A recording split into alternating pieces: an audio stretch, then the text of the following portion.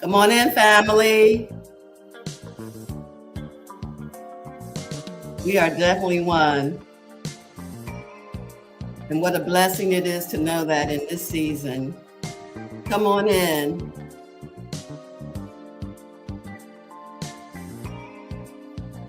On this Sunday, it's all about healing.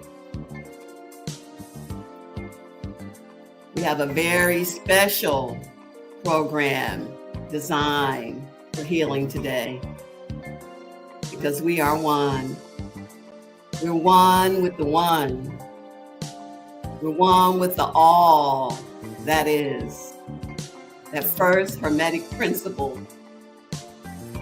The all that is mine, and we're one in divine mind. We're one. We're not separated from the Creator, which is the cause of all suffering, is the belief that we are separated from our Creator. We're one. We're one with all the wisdom that there is. We're one with all the love that there is. We are one with all the peace that there is. And we're one with each other, no matter what race, creed, belief system, dogma, religion, we're still one. We're one, male, female, we're one. We have masculine qualities and feminine qualities. We're whole and we are one. And I am whole. Let's affirm that going into our time together this morning. I am whole. Yes, let's recognize that. I'm whole, I'm worthy, I'm deserving. And I am still as my God created me. I am still as God created me. I am still loved. I am still worthy. God still has a plan for my life. And that's the truth this morning. And that's the way it really is this morning. Good morning, Joe. Good morning, Sandy. Good morning, Bonnie. Good morning, our TLC family. And good morning to the family members we haven't met in person yet, but as Spirit will have it, maybe one day we will meet in person. Today, we're transcending our father wounds and our men. We're healing. This is all about healing, transcending our father wounds so that we can heal. And then we've been focusing all month on the healing of our men. You know, in March, we have Women's History Month. So last year we started utilizing June as a time to focus on our men. We're all about oneness and we're all about equality. So we have our TLC men coming on today to help bring about this healing today. Ken is not with us today, but we shout out to Reverend Ken, the father of TLC. He has been in that role for many, many years, standing as a father presence at Transforming Love Community. So we say happy Father's Day, Reverend Ken, wherever you are. And we say happy Father's Day to all fathers. We say happy Father's Day to even mothers that have had to play both roles. We say happy Father's Day to all. So now we're going to bring on Dr. Spencer Murray, Reverend Royce, and my son, Coach Lou Beatty. Welcome, y'all. Hey, Rev. Good morning. Good morning. Good morning. Good morning. Yes. Good morning. Happy Father's Day. Happy Father's Day. Indeed. Father's Day. Happy Father's Day to everybody who's tuning in too. Love y'all. Mm-hmm. So, Spence, you can talk about why we designed this month. Yeah. And Royce has already spoken. You spoke. Lou will be speaking next Sunday. Yeah. Well, we designed the month, like you said, to uplift and celebrate men, because we know, like, out here in the greater society, sometimes there's not a lot of spaces and places that really uplift men. They talk about, toxic masculinity and things like that, and certainly it can create the idea that men are bad, masculinity is bad, and all those things are bad. And so, we have to do it for ourselves. We have to uplift our men ourselves, and recognize them, let them know they are valued and worthy, and we see them, Yeah. and everybody wants to be seen. And so, I've been doing a thing myself this month of just recognizing different guys I know who are fathers and putting it on Facebook and just celebrating them to be seen. And so the idea is that we see you, we appreciate you, we love you, and to really put this divine masculinity back into the proper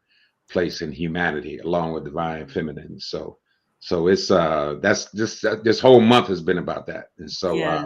looking forward to our good brother Coach Lou next week, giving the message next week. And so I know he'll talk about that a little bit. So yeah. So June we see no harm under your name. Yes. Yes. So it really is in line with what I do. And the message of no harm keeps evolving, because you talk about healing, and that is what it stands for, the National Organization for Healing and Redefining Manhood. So we're redefining it in a healthy way, taking all these unhealthy behaviors that many of us learn about being a man, and kind of reimagining and redefining it, but healing first. And so it takes healing first. And so it's really a blessing. I tell people all the time, no harm is not just an organization, but it's who I am. It's Yes, really it is. it's who I am, and it is my journey, as it is these brothers' journey as well. And so it'll be around forever. When I met you, you were teaching at Paul Robeson.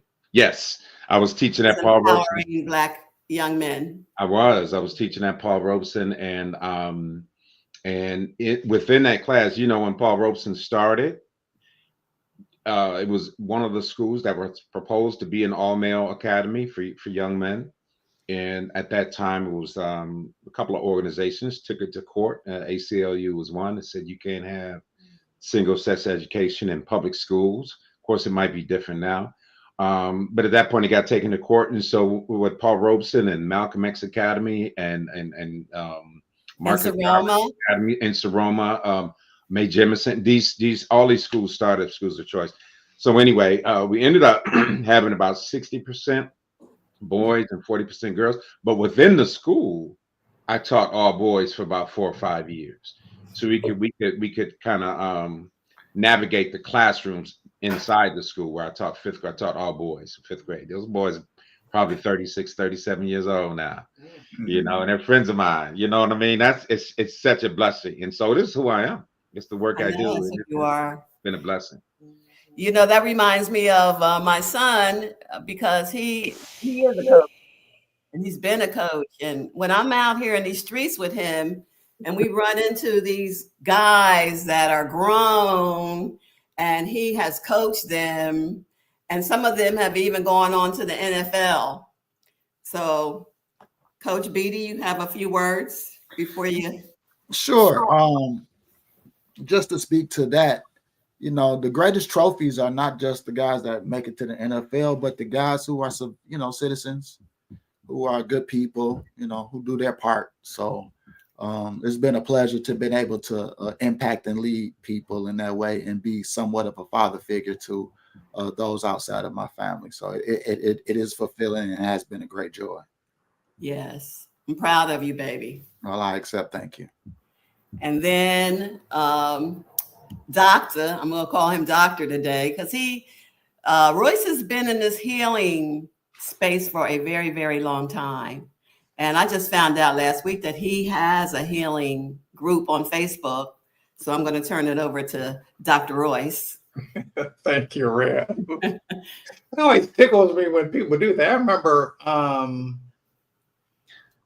I don't even remember the name of the station now. It was in, I feel like it broadcast in Highland Park. I know Mikael, who recently made his transition, had a show. Yeah. There were a couple of ladies who would have me on their show sometimes. And one was always calling me Dr. Royce. I kept saying, I'm not a doctor. I just get to participate in people's healing. But it is an honor to be able to do that. And I'm very thankful to be able to be a vessel of healing. God is the healer. And Yes. I'm able to be able to be a vessel of that healing. And I say that God is the healer, that we're vessels and love is the tool that makes that healing possible. And both the Bible and, of course, in miracles back that up. Oh, Yes. But yeah, we recently started a Facebook group called Melanated Men Interested in Healing. Just to provide a space because there aren't a whole lot of spaces. That's right. Specifically for the healing of men, and definitely not specifically for the healing of melanated men. And so this again has just been a recent endeavor to provide a space for healing for the brothers. And thank you. And we'll put it back up and people can go there and join and get the support that is needed. So thank you. You will be hearing from each person individually as we move on with this morning, and we're giving thanks. We're giving thanks right now for what God has in store for our time together right here and right now. I'm starting out today, and then the men will be taking it over. In 2019, my father made his transition, and I want to say to my father right here and right now, happy Father's Day. Happy Father's Day. We had a very difficult, tumultuous relationship. My father was a dark-skinned Black man, and I'm saying that for a reason, because some people may not realize that this colorism thing can be very painful. My father's father and a lot of his other relatives were fair-skinned, but he was dark. So that was something that was wounding to him, walking around in this world and being looked at as less than because of the color of his skin. So he had that. He didn't really know his father. He had no model for a father. And when I was in my mother's womb, my father was in service. My father served in two branches of service. He was in World War II. So a lot of these things that I'm saying to you now, I have just pretty much collected through my healing journey, and even as recently as a few weeks ago, because the thing that I'm knowing, that our healing journey is a journey that never stops. We will be doing the healing from now on. So since I didn't know him, grew up living in a family, intergenerational house, grandmother, grandfather, aunts and uncles. And when Dad came home from service, we moved out of that home to our own home. And that's when I felt like I had gone to hell. I believe that my father had post-traumatic stress syndrome from the war. And even a couple of weeks ago, when I think about some of his behaviors, I'm pretty sure that that's what he had. But who knew anything about that? And who, as far as our community, our culture, psychologists were not like a thing for us. Like, that's something that other people do. Melanated people don't go to psychologists back in the day. Well, we certainly needed to, but we didn't. So anyway, my father was violent. So I grew up in domestic violence, and I knew something was wrong because my grandfather, total opposite, a man of God. And I'm not talking about tongue in cheek, but I'm talking about in the way that he lived. So all of those years, I was trying to get out. I was trying to find a way out because I was just tired of all of the violence and as I grew up, I was telling the guys earlier before we began this today that when I came into spirituality, I realized I had to forgive my father, and I had to forgive my past. I had to forgive everybody, because then I'm understanding that my soul drew my parents. You know, there is a belief system, and I'm not trying to put any of my belief systems on you, but in my studies, which I've been studying a long, long time, there is a belief system that we chose our parents. We chose our time of entry. We chose our sex. We chose our parents for soul growth. And that really helped me. I started that healing with my father way back then when I came into this study in the 70s. I started that healing. And when I started this forgiveness every day of my dad and doing my affirmations, my dad called me. He had never visited me. He had never come to Detroit. But after I started that study, he says, I'm coming to visit. I broke out in hives. I had this fear because he was so overbearing, overpowering. Now I'm grown. I'm in my own home. I don't know what it's going to be like being in my house with him. Is he going to come over here and try to take me over, me and my husband? Anyway, he came and the healing began. He got very ill in 2017, and I was visiting, and I saw that it was taking a toll on my mother. It was taking a toll on my sister. And I, having been in ministry as long as I've been, I've seen how in family situations, sometimes it's not the whole family that supports. Sometimes it's just that one person and all that pressure's on them. And I was not going to have that. So I began going and I began caretaking. And after it got more severe, I stayed.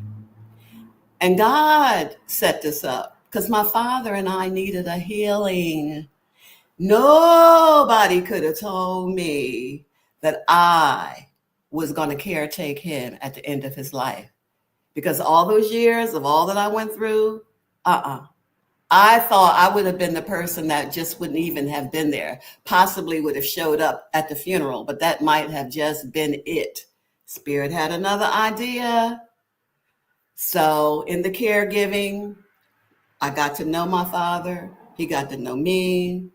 There were times I wanted to say, forget it, but Spirit always blocked that behavior, had me stay there so I could get the healing that is needed. And I am here today to say, I'm happy that we got the healing.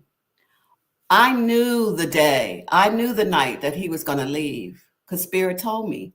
I told my mom, and she says, how do you know? I says, Mom, I can't tell you how I know. I just know this is it. Say everything you need to say.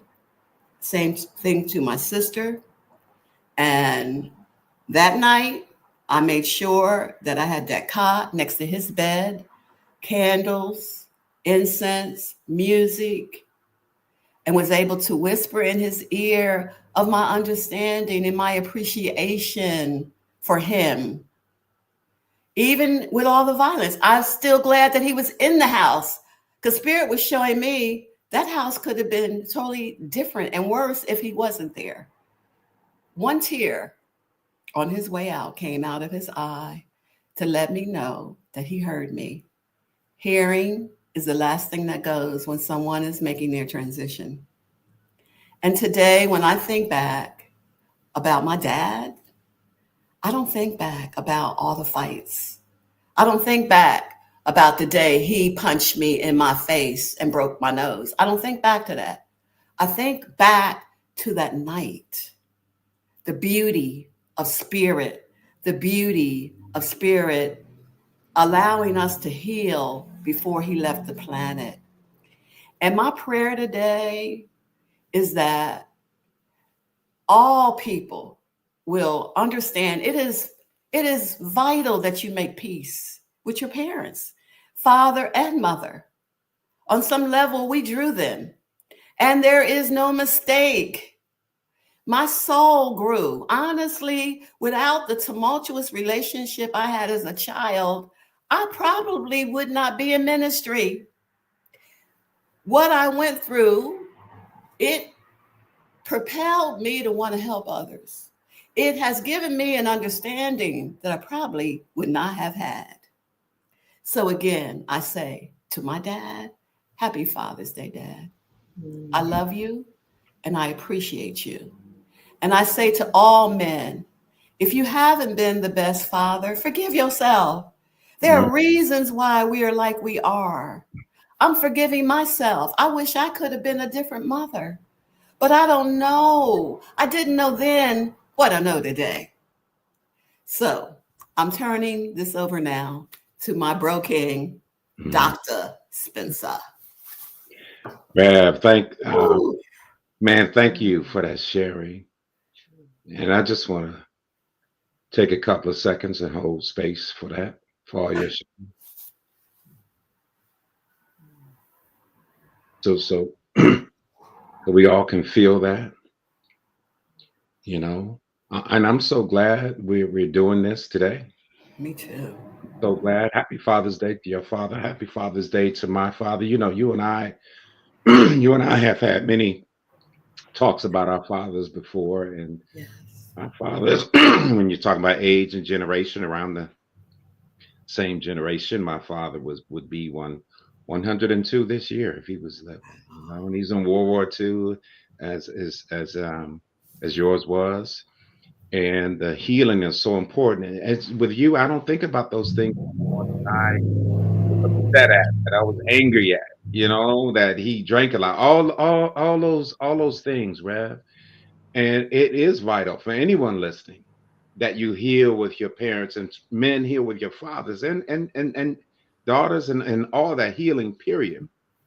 But in talking to the men, it's very, very important, because I think the unaddressed father wounds translate into our wounds, translate into our relationships, Yes. translate how we showing up, because we have a lot of people. I'll say a lot of men, but now I know there's a lot of people walking around as the walking wounded. Yes. They have normalized their woundedness, right? And don't even know that they're wounded, don't even know that there's an issue. You know, you hear people all the time, Rev. You know people all the time. Well, this is just the way I am. Well, you know that Yes. they don't even they that's just the way they show up. They don't even know anything's wrong. But yet, when you look at the results of relationships in their lives, that is showing that something is off. That something is off. And what I came to realize with my own father, and like you, I went to therapy a couple of times, and of course part of that was writing a letter. My father left this planet in the physical when I was 17, so you're talking about 1982, and I was 17. He was in the midst of still having his foot up my behind, I'll put it that way. You know what I mean? Controlling, you know, emotionally, sometimes physically abusive, all that harm was present. And let me say, and the healing came in when I was able and became able to hold space for his own wounds, Yes. for his wounds. Yes. You understand? Yes. His wounds, and then when you translate, when you go further with that, I realized that my wounds, my anger, my unforgiveness, wasn't so much of what he did or what he didn't do, that my wounds came from my longing for him to see me. Yes. You understand? That's deep. Yes. When you have a longing for someone to see you, when you have a longing for someone to love you, when you have a longing for a certain type of relationship with your parent, and it often, Rev, we talk about this all the time in TLC.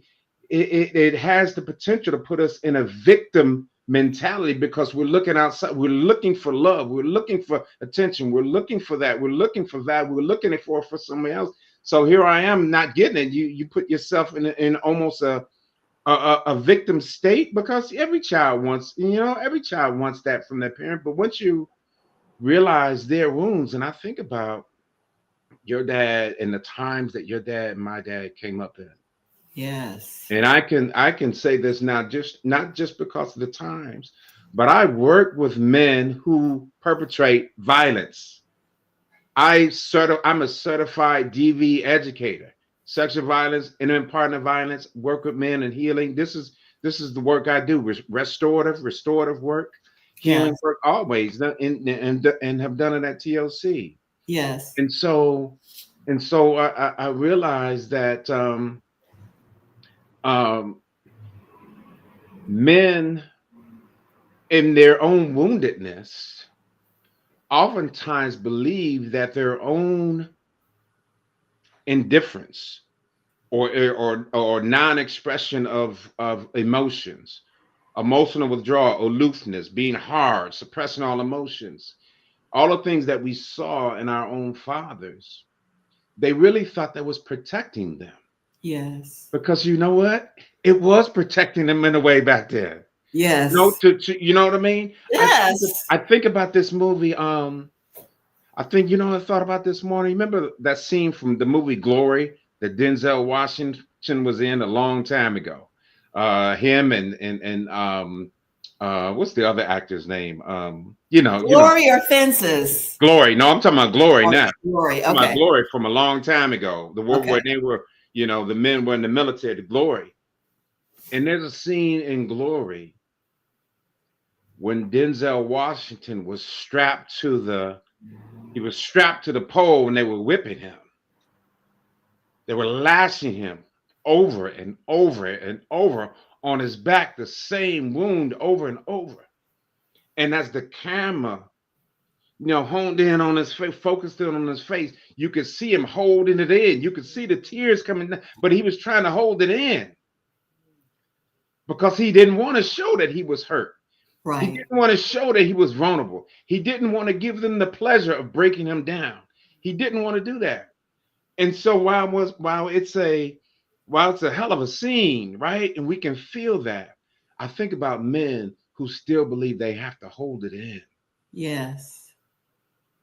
That I can't show you because Shaheerah, if it's your dad or if it's my dad, Shaheerah Spence, I'm trying to prepare you for a world that's going to be hostile and you can't show them or you can't do that. So I'm going to raise you this way. But what we know now is that it has an opposite effect. Yes.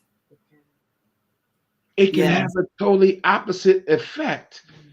But it comes from this idea of protection. And so when you look at it in a bigger sense, that all the wounds that our fathers had felt, all the wounds that were transferred to us come from this imperialistic colonial way of manhood and colonial and one that's dominated by the ideal of white body supremacy, all that, is perpetrated. And so all that is the bigger thing, right? The bigger context in which we are existing in these wounds. Yes.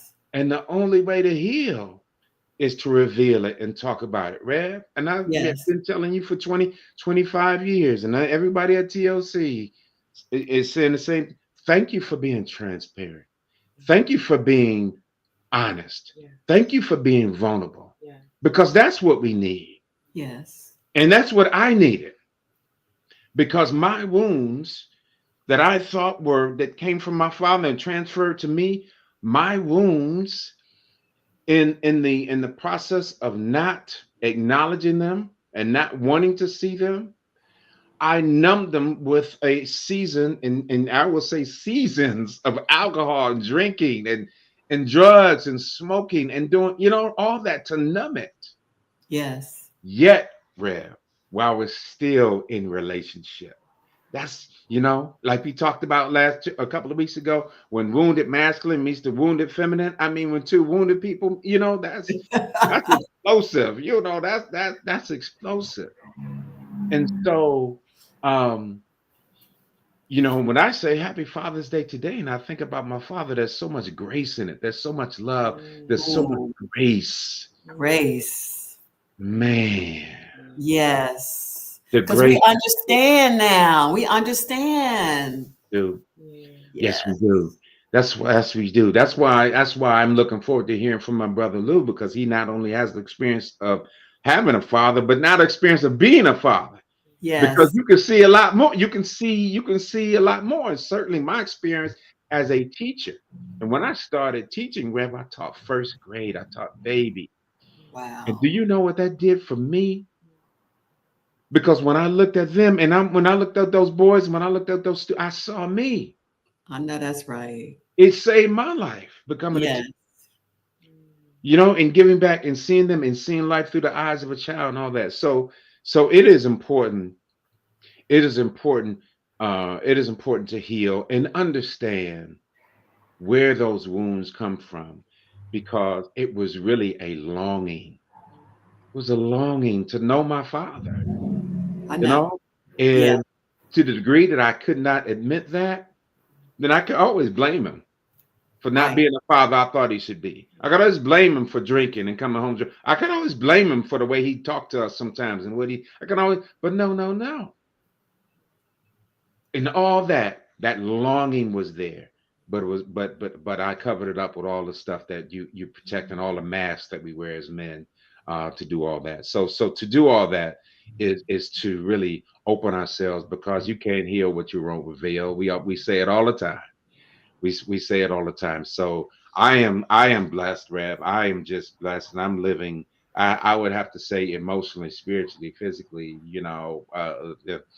As a husband, I am living my best life, because not because of all the outer things, but because of me, because of how I feel about me in the grace I've given myself and my dad, and to just be an open book, just be an open book, because That's the courage. That's courage. that's courage and bravery. Because once you get there, you know that there's no weapon formed that could ever prosper. Not even That's the one that you form. And I right. form. Nothing can ever prosper. So thank you, Rev. I love Thank you. you. I love you. I Thank love you. you. I honor you. I bless you. I bless you. Happy Father's Day to everyone in your life. Everyone in your Thank life. you. Father, Thank you. thank Oh, you. Oh, I'm looking forward to my brother Lou, Coach Lou, um, coming up. That's my man. That's my man. Let me just say this before he starts. This is not only my brother. I always, this is my Aquarian brother. That's special to me. That's my Aquarian brother as well. So Lou, man, I'm just opening up, man. There's a lot. There's a lot about being a father, what you learn, all that stuff, man. So what you got for us, man? You go for it. Now, if it's any questions, man, we can do that a little bit at the end. For sure, for sure. Yeah. Well, so, happy Father's Day to everybody that is a father watching. Happy Father's Day to anyone taking on a father-like role in anyone's life. And I just want to salute all the dads out there that are appreciated or even unappreciated, So, and just know that fatherhood is more than financially, it is being available. And I just wanted to thank you both for sharing your stories of healing, of experiencing. Happy Father's Day to my grandpa, Carl Green. Happy Father's Day to God rest his soul. Happy Father's Day to my grandfather and my stepdad, Bobby Stevens. And of course, my father was living. I have had the wonderful experience of having great models of men who were fatherly. So my experience has been a little different from you guys' experiences, but basically, there are physical or emotional wounds that fathers can present. Those are the father wound. They're not just physical, they're also emotional. And it comes from basically an absence or inavailability. You spoke about how your father was unavailable. She spoke about how her father was abusive. Some fathers are highly critical, and some fathers are just not present. And so I even have had friends who also spoke about having fathers who are unavailable. And I think what's really important about what you guys both have spoken about is offering grace and understanding their story, understanding how they and just trying to better understanding. When we talk about the men from our past, I mean, they dealt with systematic racism. They dealt with economic hardships. We can't forget the legacy of slavery and just the treatment of people. And so we were all raised by some hard dudes. And we're talking about construction work and military minded dudes that had to coexist in a world that was against them. You know, when you consider our people have definitely an experience, they behind enemy lines experience, and so there was seemingly systematic systems in place to actually break up our homes. And so just shout out to the dads out there. And I mean, the goal is to break the stereotypes, even ourselves. You said it, it's reclaiming and renaming what manhood looks like. It's like reclaiming your own legacy. And so, you know, without a father figure, there can be confusion. You can suppress emotions. You'll have anger issues. You have a chance for depression and anxiety. And these are real life issues in not just our community, but in this culture. You know, life is life, and as they say. So the father plays an important role. And so that cannot be, it can't be understated. And so I personally appreciate the lessons I was able to learn from Bobby Stevens and from Lou Beatty Jr. And just the sharing, the consideration, the input, the time. And so, you know, it's our stories are different, yet, you know, you take all what you learn and you try to be the best dad you can be. And even still, you know, you have to find a way to reach your child, because what I experienced in my relationships is not the same thing that they're going through. Heck, it's not even the same time. So it is time to become whole for men. It's time to resolve those ideals of being hard. You know, it's time to become a better listener. We can't just respond with listen, just do it because I'm dad. Because, you know, we're talking about relationships. We're talking about they don't know what life was like, and they're not experiencing the life that we experience. So I think it's just time to recap, you know, whatever has happened for you, and revisit why you think what you think, because we can't keep being the same people we were. You know, and this is not the 80s, you know.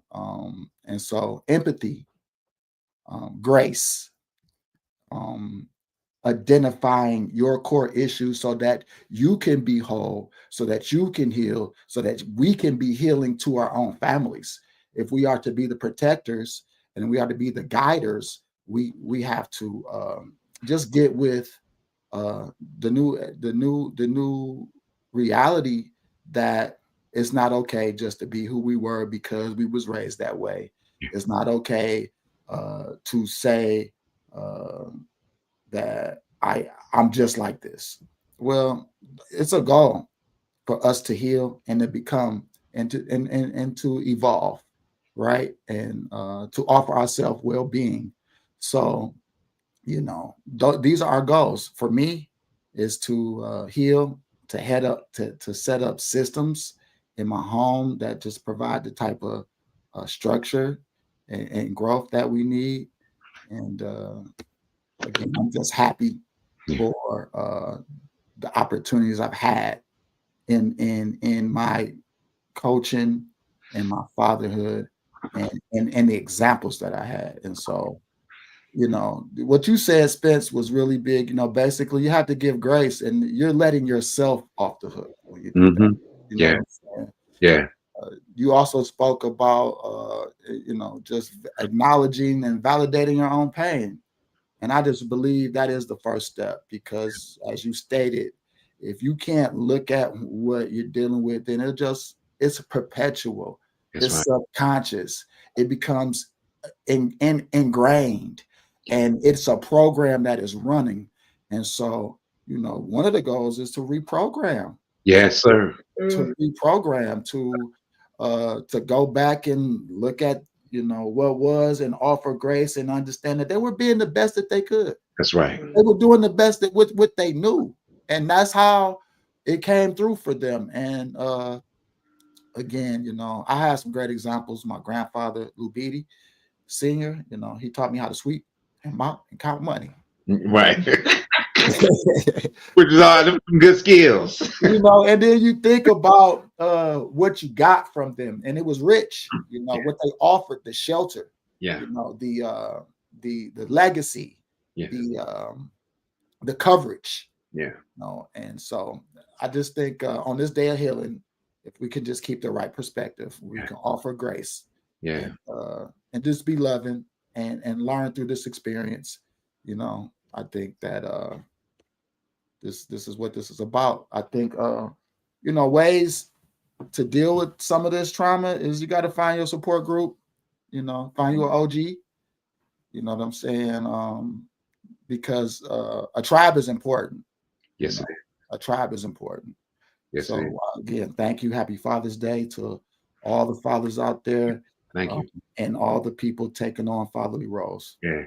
Thank you, man. And listen, man, I want to publicly just send you some love and honor you and celebrate you, man, because men need to celebrate each other too, man. I celebrate your presence. I celebrate your years of coaching. I celebrate your journey, brother. I want you to know that, man. I don't want to leave here without you telling the folks about. I see your hat and see your T-shirt, man. And I know that book is coming, man. What does it say, man? What's that about? Conscious, Focused, and Elevated. It's basically mindset training and just offering emotional health.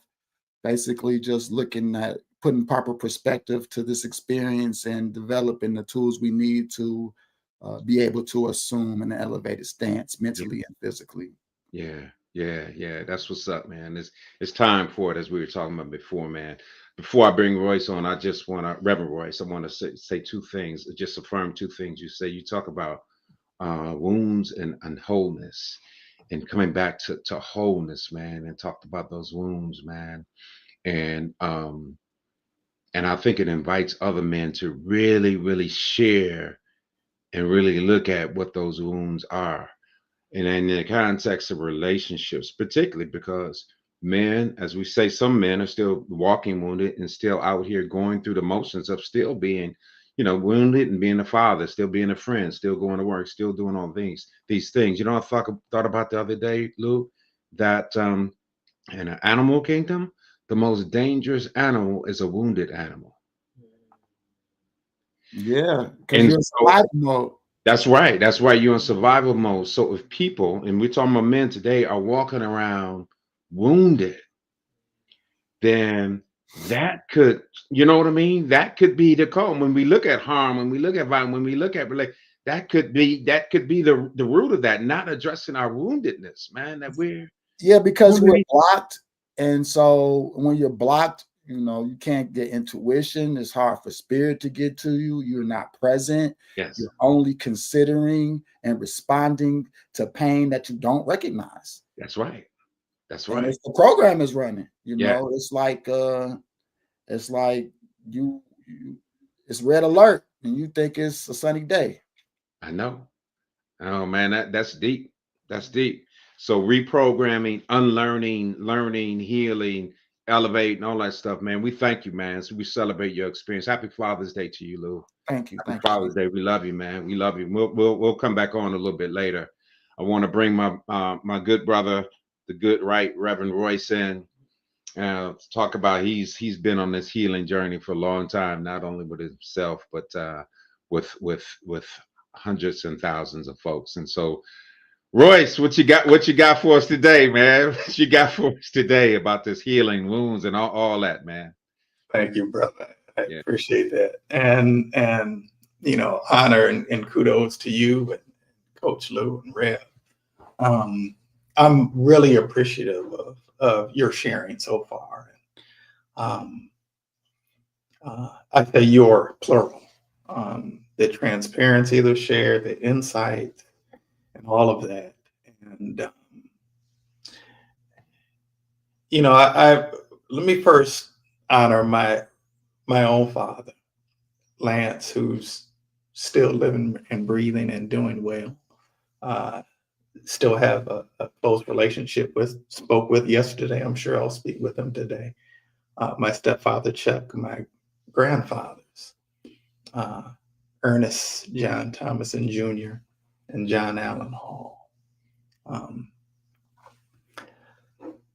And this didn't come up until the last little segment. Something came up for me as we talk about transcending father wounds and healing our men. There's something that came up, and in 1994 was the year I decided to give my life to Christ. And that year, that summer, who I talked to more than anyone else was God, and who I thought of more than anyone else was my yet unborn children, who are still yet unborn from a biological standpoint, and I've lost every child I had in divorces. And I think about you, who had a momentary spell of fatherhood, and that didn't come to term. And I really want to honor and hold space for those who might, as we're talking about transcending father wounds and healing our men, which is an incredibly expansive topic, especially to try to cover all of that in just a few minutes. I want to also acknowledge and hold space for those who have felt the wounds of, I've got a good friend who, the way that I came to know him, the way that I came to meet him, was in an effort to keep his elementary school age daughter, who had cancer on the planet, who ended up dying at 9. Nafis Hassan, shout out to him and happy Father's Day to him. And, as I shared, regarding our own things, and, acknowledging that there's another level of healing and another level of pain that often goes unacknowledged for those who didn't get to experience fatherhood, who longed for that but didn't get to really experience it, or life circumstances unfolded in such a way that didn't get to have an opportunity to share experiences with their children if they did have them biologically. And those who have had to bear the incredible difficulty of having to bury a child,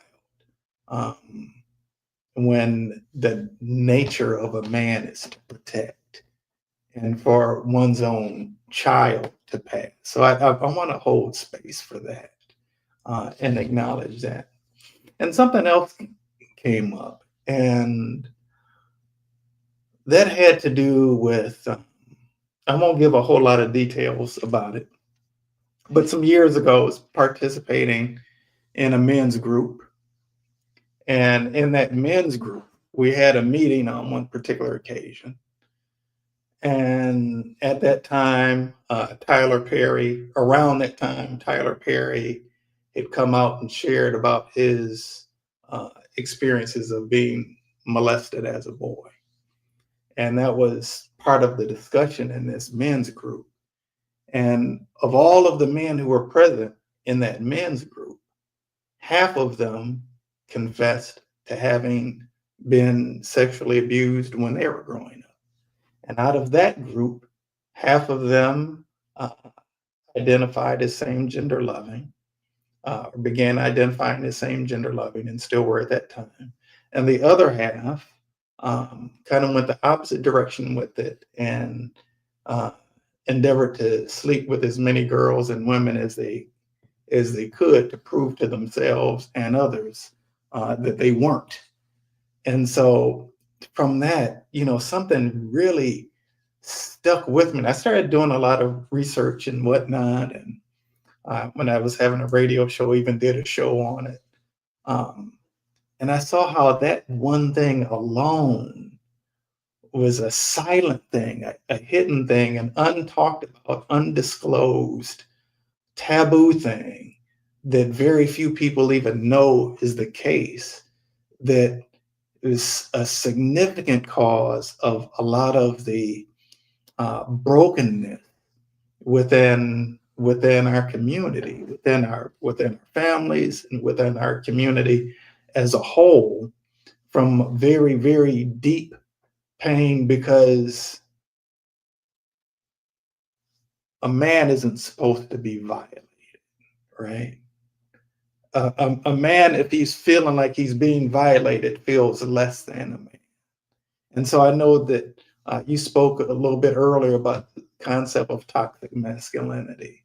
And I just want to inspire a level of compassion, just like Rev spoke about with her own father, a level of compassion, because you don't really know exactly what it is that a person's trials or challenges have been.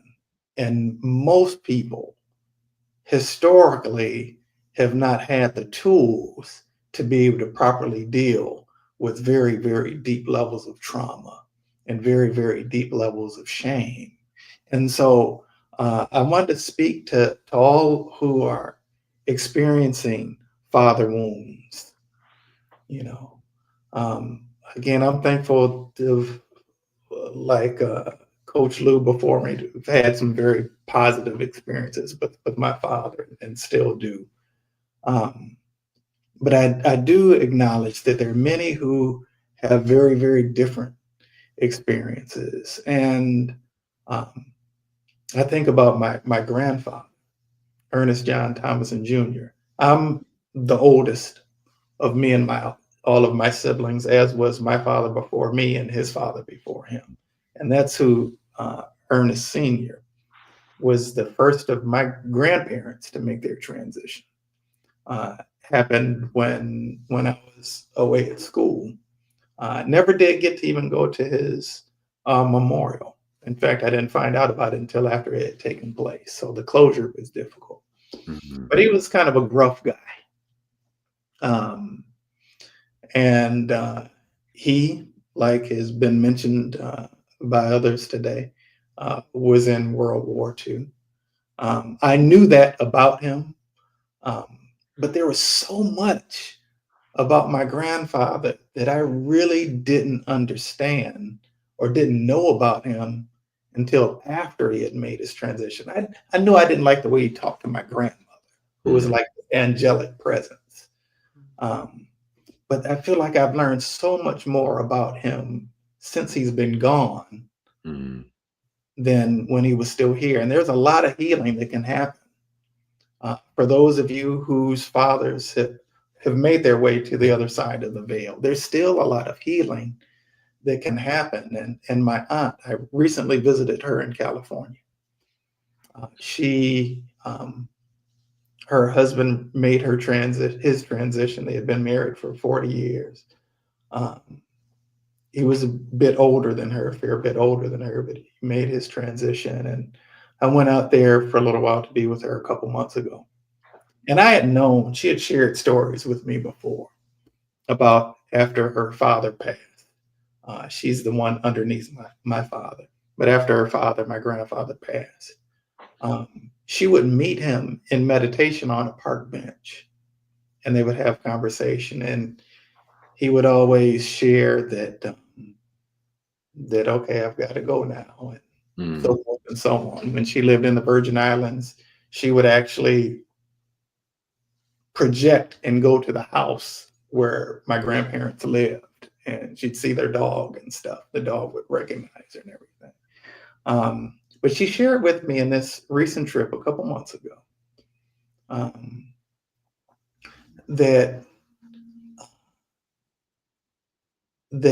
there was a time where my grandfather, because my very talkative person, a person who doesn't have any problem asking questions, even what most would consider difficult questions, You know, she didn't like how much he drank and how he talked with my grandmother. And, you know, she would kind of challenge him and ask him some questions. And one day he sat her down and said, let me tell you about some things about your father that you don't know. And he shared about how when he was in the war, his good friend, this is a young person, early 20s, 19 maybe, who,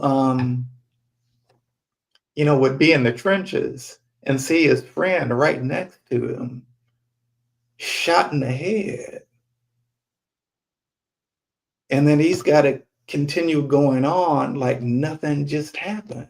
You know, imagine the 19, 20-year-old version of you seeing that happen to any human being, let alone somebody that you're close to, and then with their blood splattered on your face and on your clothes, you've got to keep on going on like nothing just happened.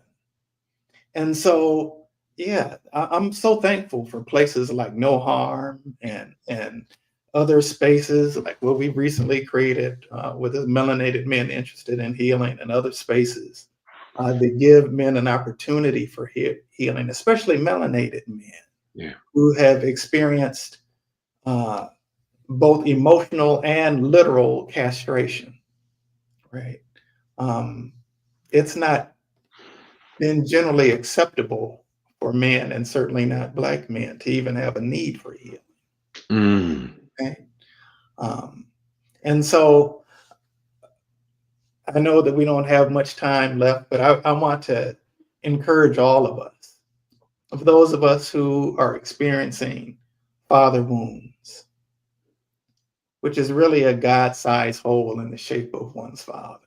You know, ultimately, the issue we might have with our father or mother or spouse or money or whatever else is really just a place where we're needing to welcome the presence of God in more fully.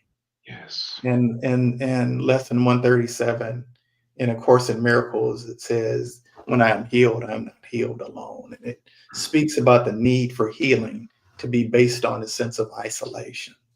And wherever it is that you are, I want you to know that you're not isolated, that you're not alone, that there are others who are with you. And in a lot of ways, issues that people have with their fathers and are in some ways also related to experiencing a sense of abandonment or punishment from God, who never seeks to punish and is always closer than breathing and nearer than hands and feet. And so I want to invite us to just welcome into the places where that yearning, where that aching, where that pain, where that resentment, or whatever that area that is calling from within for healing, to just invite the light of God's love into that space. To just invite the light of God's love into that space. Allow the pain to come up, the resentment, the anger, the frustration, the guilt, the shame, whatever it is. Allow it to come up and allow yourself to feel it as fully as you can. And then invite the presence of God's love into that. And for our men, June is Men's Health Month. Our men who are in need of some level of healing. There's no shame to need healing. There's no shame to receive healing. There's no shame in having areas that need to be addressed. And I hold space right now in the purity and the perfection of this moment, calling forth the light of God's love, God's healing power, God's perfection into the spaces within manhood where we feel need to wear masks, or we feel need to hide our wounds, where we feel inclinations to self-medicate. And I call forth the presence and the power, the transformative, vivifying healing power of God into the places within our men and within manhood itself, and particularly melanated men. That trauma is replaced with authentic power. Mm. That fear is transmuted into love. That brokenness is transmuted into wholeness. That over-sexualization is transmuted into the sacred. Mm. And to even be able to invite the presence of God into one's sexuality.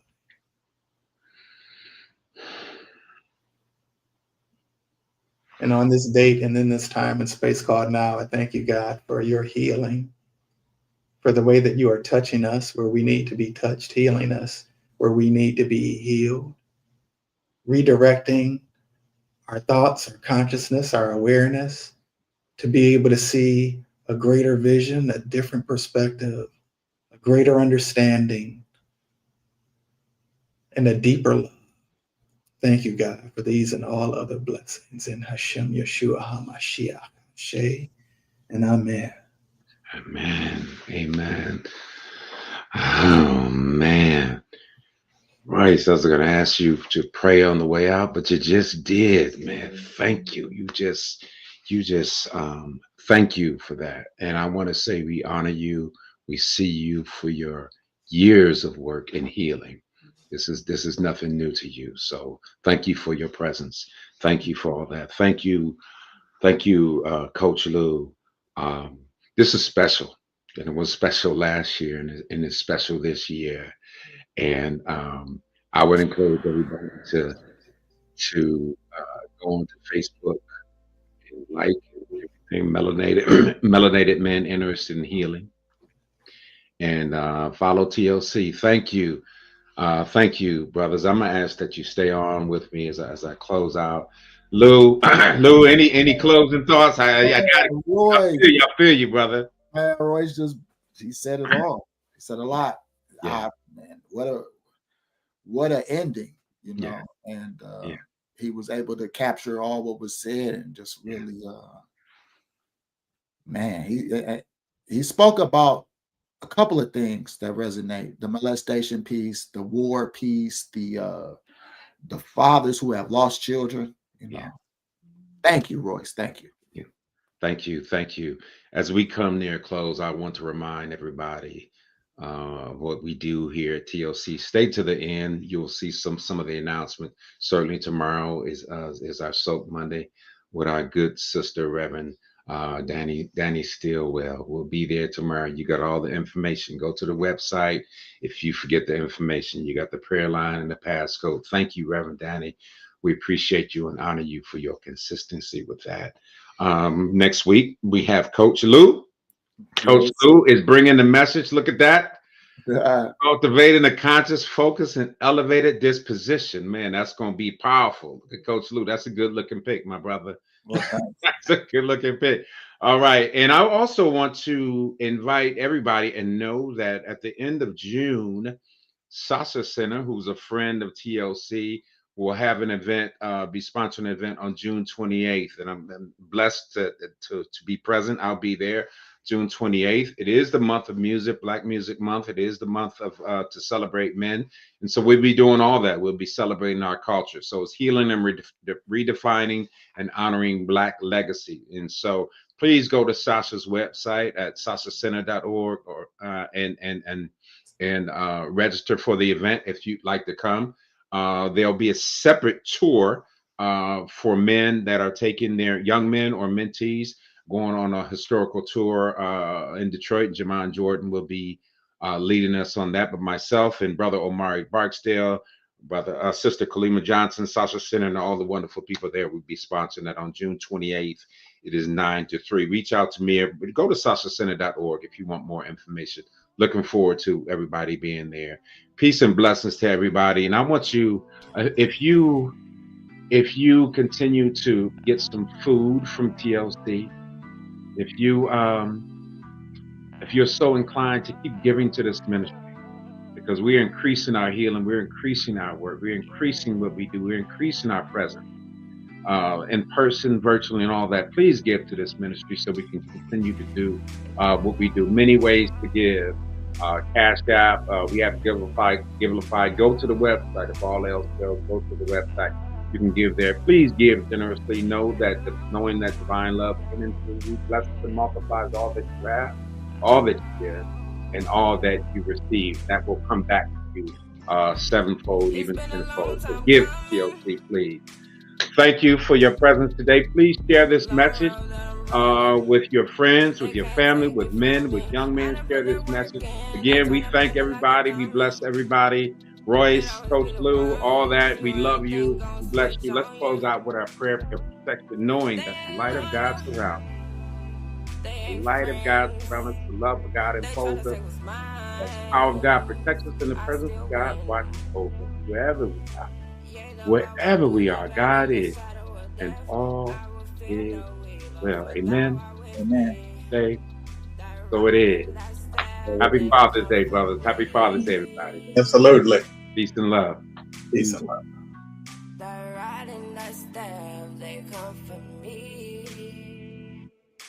Try me if you want.